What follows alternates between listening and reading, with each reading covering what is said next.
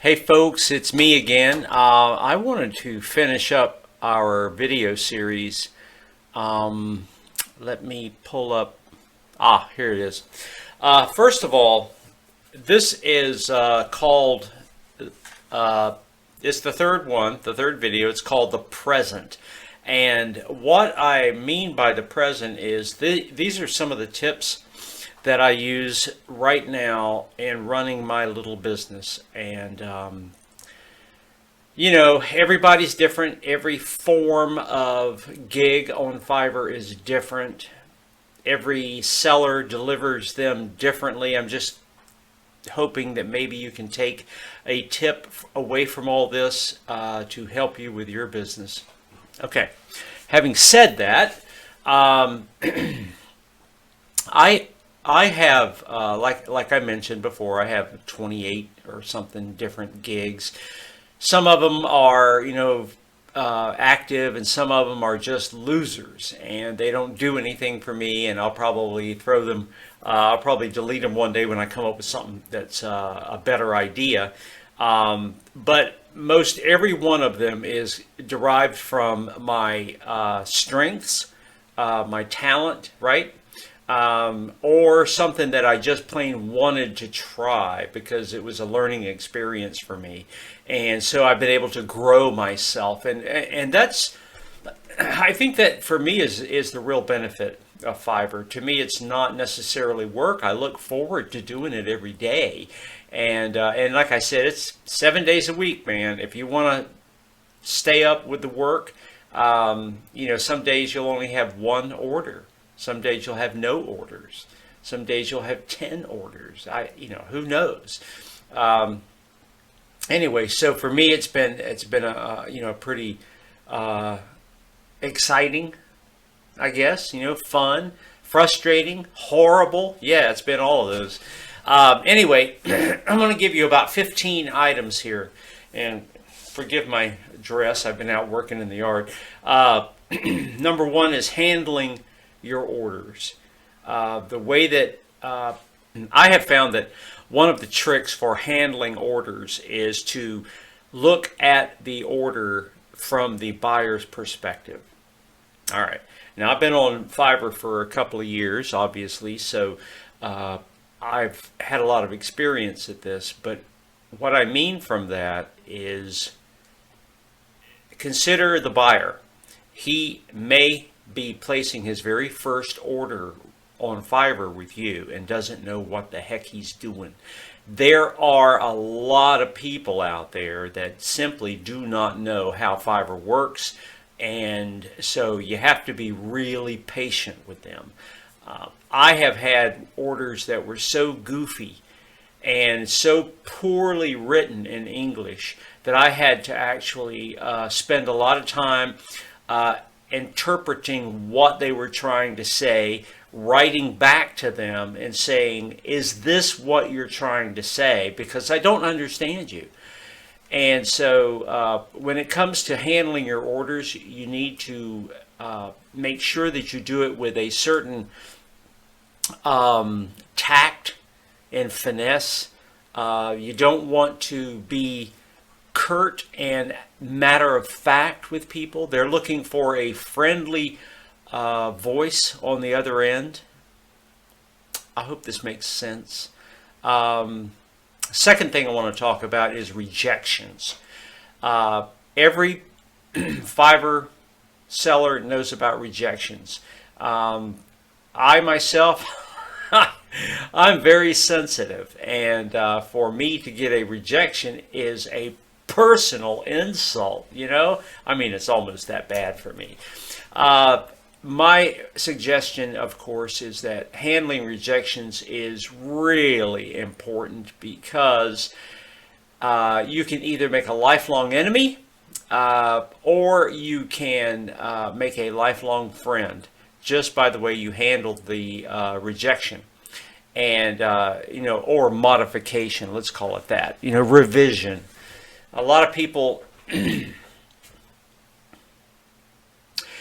I've always considered about 5% of the population of the planet to be totally insane. And a lot of those people find their way to Fiverr. Okay, it's just the way things are, and they are troublemakers. And no matter what you do for them, they're angry, they're upset, they're ticked off at the world, and you just happen to be in their way that day. And so, what I tell you, I just kiss up to them as best I can. I try to say it as nicely as possible. I always, always, always stick to my principles and my policies. But I say it in a way that is as kind as possible. I say things like, "Oh, I see that you're that. Oh, it appears as though you're upset." I did one today. The guy was very upset, and I said, "Gee, it looks like you're upset. I'm sorry if I have offended you, but here's what I can do." Blah blah blah. And the guy wrote back, and he was all over himself, apologizing. He says, "Oh, I didn't mean to be such a mean person. I should be horsewhipped." That's what he said. And he said, I'm sorry. I'm a lawyer, and I just write crudely and matter of fact and that kind of thing. So, and I've gotten, many of those where people call back or write back and they apologize that they came across that way, because most people are looking for a fight when they do that. And if you get into that fight, you're only going to exacerbate the problem. Okay. That's rejections. Always be the nice guy, but always stick to your principles. I have a one revision policy. That's my policy. I write it down on all of the offers. If you look at my offers, one free modification, no refunds. I say that on everything because, frankly, you can spend your life in the modification era. People will drag you through it. Oh, well, could you comb your hair a different way? Could you change that stuff behind you? Could you write and put a period right here? Come on, man. You get one free modification for $5, right? Move along. I got another one to do. Anyway, you can see I get very frustrated about that. Number 3, conflicts. When you have a conflict, like I was saying earlier, always apologize. Always say, "Oh, gee, I'm so sorry." Come across like, it's all your fault, even though it may not be. It's all your fault. And then explain to them what they did wrong.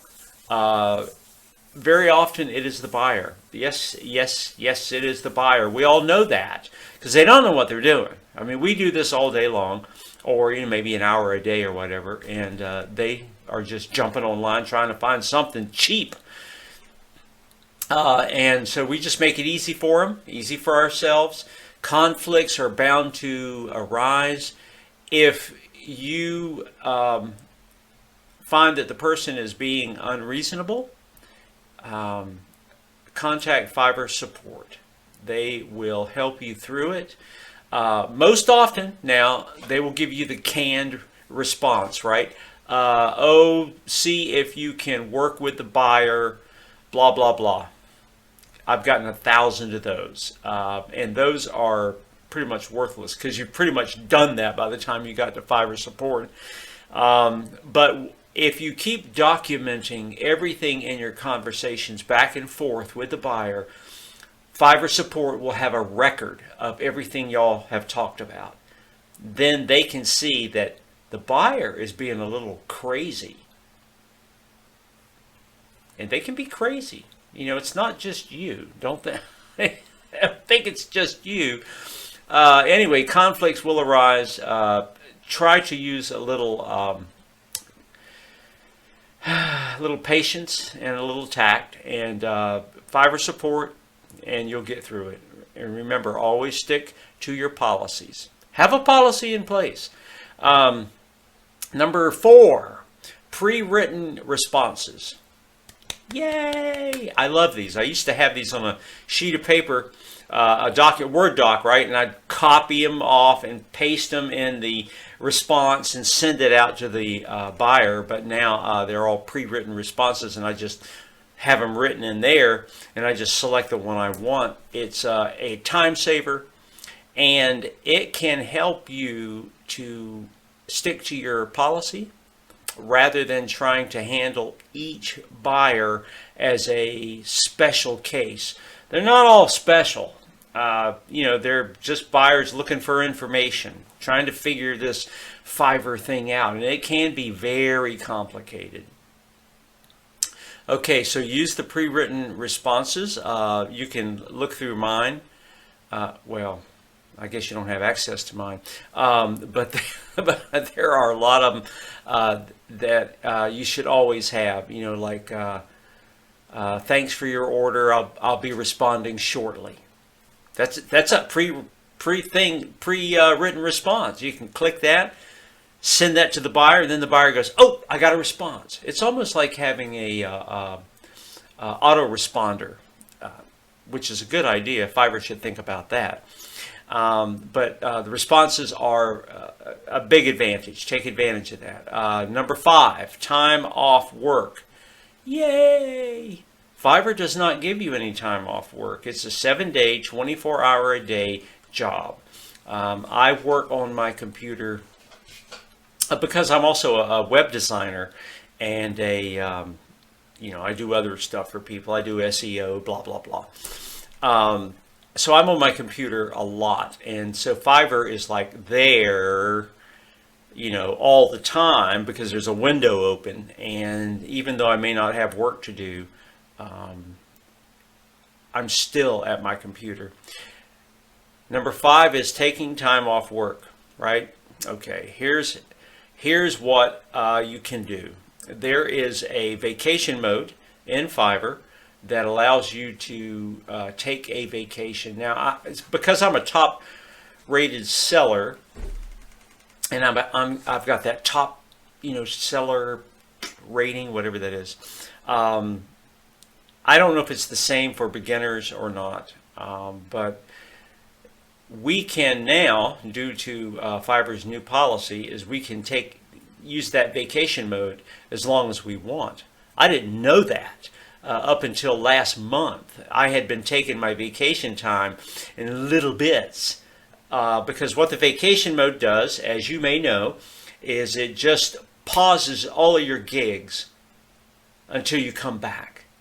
And it used to be that you could only put it in for 30 days per year. That was it.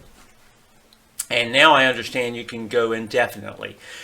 You don't want to go indefinitely because it may affect your ranking in the Fiverr engine. Obviously, since we don't do advertising on Fiverr, our ranking depends upon their algorithm. Your rating, level 1, 2, or 3, your activity, how busy you are, your response time to your buyer. There's a whole lot of things that go into that algorithm. Taking time off work pauses your gig and hurts your statistics. From what I understand, I could be wrong, as far as getting your ranking up and being visible to the buyer when they search for your category. Okay, so I try to take no more off than a week at a time, and I try to do that as as seldom as possible. Now, some people like to take weekends off. Every weekend they want to take off. I don't know how to do that, except that you have to really get all of your orders out on Friday night. And, frankly, I'm not sure I want to work that hard. If I've got, several gigs that are going to take me 3 days to do, I don't know that I want to do them all in one day. So I work on the weekends, if I have a gig in the queue. Now, here's another tip that you probably don't know. When people look at your gig offerings, there is a little piece of information on that screen, and it says 4 gigs in the queue, right? 2 gigs in the queue, 200 gigs in the queue, whatever it is. I think they still have that feature. If you don't have any gigs in the queue, it looks like nobody's buying your stuff. So if you've got, now this is complicated, if you've got a 4-day queue and you've got 4 gigs to do, yes, you could do them all in one day, and then your information would show that you have an empty queue for the next 3 days. Buyers coming to your gig offering will see that on the second day, on the first day they go, wow, he's got 4 gigs in the queue, he must be popular.